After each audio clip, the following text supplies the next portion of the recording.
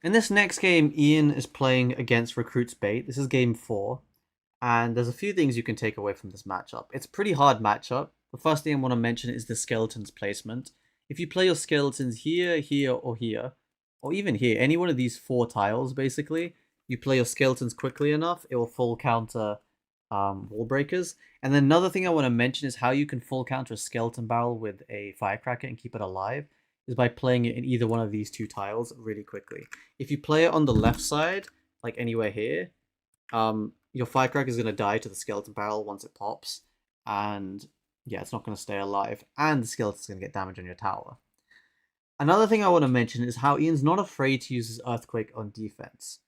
The default in this matchup is that you want to use cycle cards to defend goblins, you want to use your log to defend the skeleton barrel, and you want to use your Earthquake to defend Goblin Gang. You can then use your firecracker for something else. If you don't, like for example, you have your building for the wall breakers, but then you can also use firecracker plus ice spirit, that will full counter. And it is situational, but what I just mentioned is like the defaults for what you kind of expect to be to use on your defense. Here the opponent has underlevel Mighty Miner, so it doesn't kill the firecracker, though normally it does. Forces out what do you call it? Forces out recruits. This is another thing I want to mention. Something differently that I learned, something different I would do that I learned from Ian is that Ian goes for a Mighty Miner in the middle, but he doesn't use the ability. Because actually, something I've realized after doing is the ability gets very little value. Here you can see skeletons, cycle cards to counter the goblins. But you can see that it gets no value, and you can see repeatedly that Ian uses Mighty Miner in the middle, but he doesn't pop the ability when he's defending. Because it doesn't do anything against the guard shield. It doesn't make sense to use it. It makes a lot more sense to save that elixir and either get log or just something else, some cycle card. So first firecracker, then again he goes Mighty Miner in the middle, and as I said, he's not going to pop the ability. Firecracker gets arrows, so that's what you expect. But again, log onto the skeleton barrel, and Ian's in good shape. He goes for an ice spirit, firecracker as well. Going for a firecracker at the bridge is kind of a good play as long as the opponent doesn't have recruits in hand. If the opponent has recruits or Evo recruits in cycle, you should never go firecracker the bridge. But if they don't, then it's almost always a good play to go hog firecracker because they have to play some sort of ground card or some card that your firecracker is going to get value on at some point. So that's another bit of advice that I'm going to give to you guys. Here, this game is basically over. Ian gets a hog hit. He's under 600 HP, the tower, and so that just means he can start spell cycling. He goes skeletons, or he can even just outcycle because it's not hard. It's not that hard to get damage in this matchup. It's much harder to, like, both sides struggle to defend. That's the hard thing about this matchup. But Ian outplays him, GG's, and he's on to his final game. In this final game, Ian's playing against Goblin Giant Beatdown. Now, as Ian mentions in this video, it's a very, very chokeable matchup. It's very easy to lose this, and so you have to be really careful. One thing is that Mighty Miner, as you'll see right here, Mighty Miner can full counter a Goblin Giant, as long as you use an Ice Spirit, because you need to keep the Goblin Giant in place for long enough. Firecracker helps clean up the Spear Goblins that come out of it, and then he just logs the Prince once that's also been DPS down.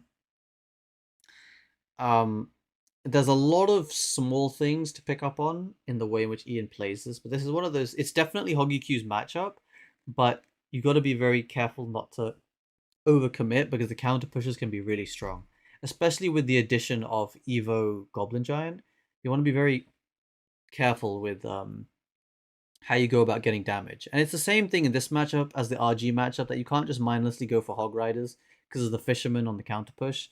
Here, you're going to see how he full defends a Fisherman. You can full counter a Fisherman playing Ice Spirit here, here, here, or here. These are the 4 placements that you release your Ice Spirit as the opponent's Fisherman is crossing the bridge.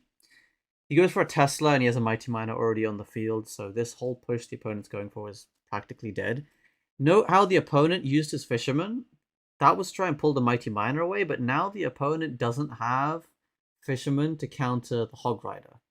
And so that means Ian's just making sure that he's fully defended, and then he instantly goes for Hog Firecracker. Firecracker the bridge is really good, again, once they can't go in, because now the opponent can't counter push. It makes a lot of sense to do so, and what makes even more sense is going Hog plus Ice Spirit. Because if you've outcycled the Fisherman, the opponent, at least in this matchup, has Little Prince, Phoenix, Prince, and Skeletons. All of which an Ice Spirit will stun and do a really good job of at least guaranteeing an extra Hog hit. So against these heavier matchups, ground beatdown, not lava, but ground beatdown decks, going Hog Ice Spirit is really effective as well. This is something I mentioned. You see how he used his ability? That's the same thing as what I mentioned in the first matchup of the game against the P.E.K.K.A. That when you have a Mighty Miner and it's going into a card that's going to full counter it, it makes a lot more sense, such as a P.E.K.K.A. or a Prince. It makes a lot more sense to use the ability. You can see, use the ability to force out Elixir from your opponent, and then just get a cheap defense. You can also, if I just rewind back, let me just rewind back. There's a lot going on. Let me rewind back and show you guys one thing. You see how Ian here goes Hog plus Skeletons? The Skeletons will stop any Fisherman that's played in the middle, and the Hog will still go in front. Like you'll see, a Hog still goes in front, but any Fisherman placement will still pull the Skeleton. So the opponent is forced to usually do something. In this case, he goes Goblins, but then he has Evo Tesla to reset. So this is just flawless execution by Ian. Full counters, yeah, just outplayed him straight up. And yeah, GG's. And that's the video. I hope you guys enjoyed. I hope you guys enjoyed me breaking down Ian's gameplay, and I hope you learned a thing or two. I'd appreciate it if you guys subscribe. I'm going to be pushing Ultimate Champion. We're top 500 in the world currently. We'll be pushing Ultimate Champion live on stream later tonight. So make sure you tune in for that. I stream on YouTube 8:30 p.m. GMT every single day. And with that being said, that's everything. I hope you guys have a fantastic rest of your week. I'll see you guys on my next video. Peace.